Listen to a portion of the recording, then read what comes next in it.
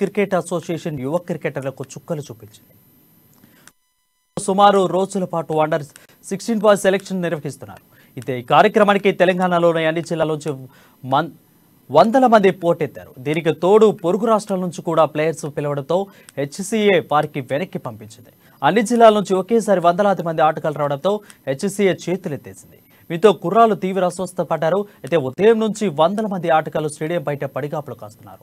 వీరు వెంట వారి తల్లిదండ్రులు కూడా రావడంతో వారు తీవ్ర ఇబ్బందులు పడుతున్నారు.